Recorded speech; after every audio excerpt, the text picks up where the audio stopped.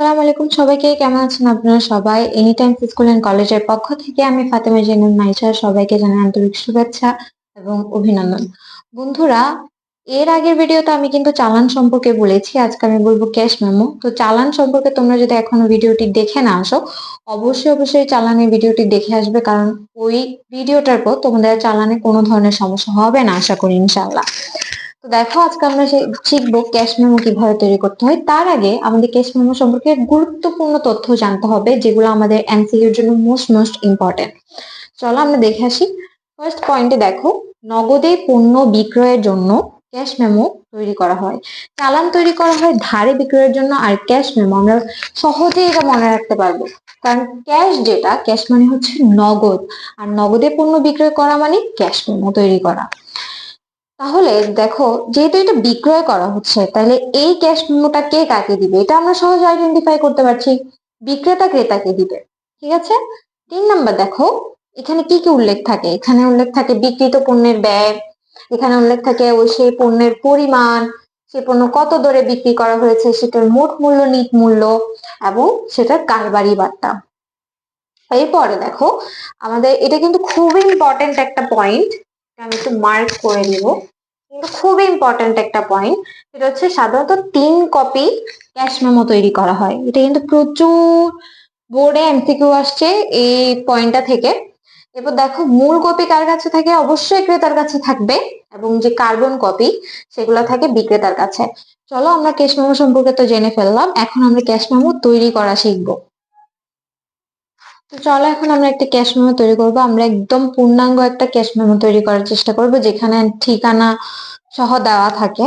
তো আমি চালানে শিখেছি ফার্স্টে, আমাদের চালানের মতোই প্রায়। তো চালান আমরা যেটা আগে করেছিলাম, আমরা প্রতিষ্ঠানের নাম লিখেছিলাম, আমরা সেম ভাবে প্রতিষ্ঠানের নাম লিখবো। লিখেছি কি, জ্যোতি ইলেকট্রনিক্স। ঠিক আছে। তাহলে এটার ঠিকানা দেওয়া থাকতে পারে, আবার নাও দেওয়া থাকতে পারে। তো আমরা ধরে নিলাম যে ঠিকানা আছে। ওকে, তাহলে আমরা ঠিকানাটাও লিখলাম। তাহলে এরপর আমরা কি তৈরি করতেছি? Cash memo. আমরা সুন্দরভাবে এখানে ক্যাশ মেমো লিখবো। এরপর আমাদের কি কি করতে হয় আমরা ফার্স্ট লাইনে শিখেছি, এখানে চালানের ক্ষেত্রে চালান নাম লিখতাম, এখানে ভাউচার নাম লিখবো। ওকে, তাহলে আমাদের উপরে কাজ শেষ। এখন আমরা মিডলের কাজ করবো। মিডলের কাজ আমরা ক্রেতার নাম এবং ঠিকানা লিখি।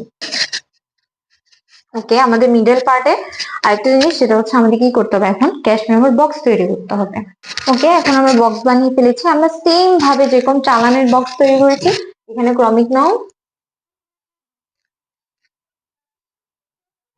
এখানে মালের বিবরণ বা পণ্যের বিবরণ যে কোনো একটা লেখা যাবে। তাহলে আমি একদম চালানের মতো করে তৈরি করে ফেললাম। আর এখানে ক্রমিক নং, মালের বিবরণ, দর টাকা, পরিমাণ এবং টাকার পরিমাণ। ওকে, তাহলে আমরা অঙ্কটা শুরু করি। আমাদের মিডল পার্টও শেষ। এখন আমরা লাস্ট পার্টে যেটা করি সেটা হচ্ছে টাকা লিখি, সেটা কিন্তু কথাই লিখি। ঠিক আছে। এরপর আসো, আমরা কি শিখেছিলাম, আমরা কিন্তু চালানে একটা মাত্র স্বাক্ষর দিয়েছিলাম, সেটা হচ্ছে বিক্রেতা স্বাক্ষর। এখন আমরা দুইটাই দিব, ক্রেতা এবং বিক্রেতা উভয়ের স্বাক্ষর। এই পাশে দিব আমরা ক্রেতার স্বাক্ষর, ওই পাশে দিব আমরা বিক্রেতার স্বাক্ষর। ওকে, এরপর হচ্ছে আমরা বিশেষ দ্রষ্টব্য দিব। ঠিক আছে। দ্রষ্টব্য লিখতে হবে, বিক্রিত পণ্য ফেরত নেওয়া হয় না। এবার আসলে আমরা অঙ্কটা করি। অঙ্কটা খুব ইম্পর্টেন্ট। কিভাবে অঙ্কটা করব আমি একটু দেখা দিচ্ছি। প্রথমে আমাদের এখানে ভাউচার নং দেওয়া লাগবে। প্রশ্নে যদি ভাউচার, ওকে, তো তোমরা প্রশ্নের মধ্যেই আইডেন্টিফাই করে নিবা যে তোমাদের বিক্রেতাকে এবং ক্রেতাকে। যে বিক্রেতা তাকে অবশ্যই কোথায় লিখবা, উপরে প্রতিষ্ঠানের নাম, অথবা এখানে মানুষের নামও থাকতে পারে।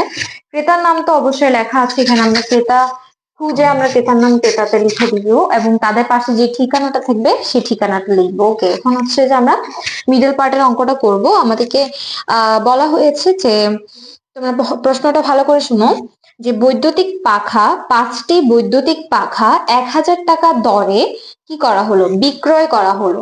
তাহলে এখানে দেখো, আমাদের ক্রমিক নং হচ্ছে 1, মানে পণ্যটা 1 নম্বরে বিক্রি করা হয়েছে।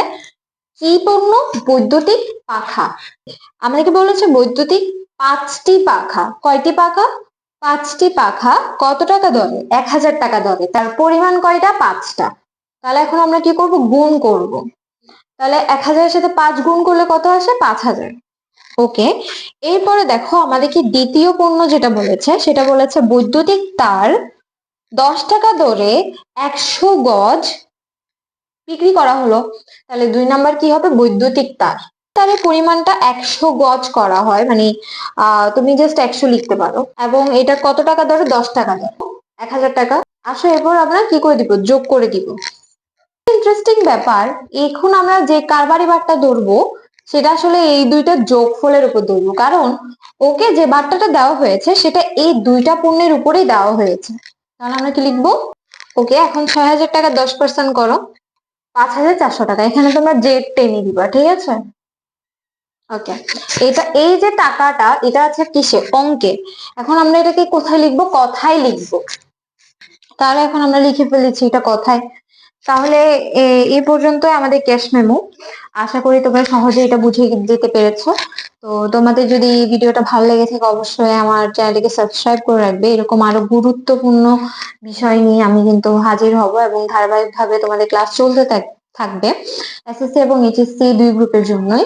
তো তোমরা আমার চ্যানেলটিকে সাবস্ক্রাইব করে পাশে থেকে বেল আইকনটি ক্লিক করে রাখো, যাতে আমি যে কোনো সময় ভিডিও আপলোড করলে তোমরা নোটিফিকেশন পেয়ে যাও এবং তোমাদের সমস্যাগুলো সমাধান করে নিতে পারো। ততদিন পর্যন্ত সুস্থ থাকো, ভালো থাকো। আল্লাহ হাফেজ। আসসালামু আলাইকুম সবাইকে।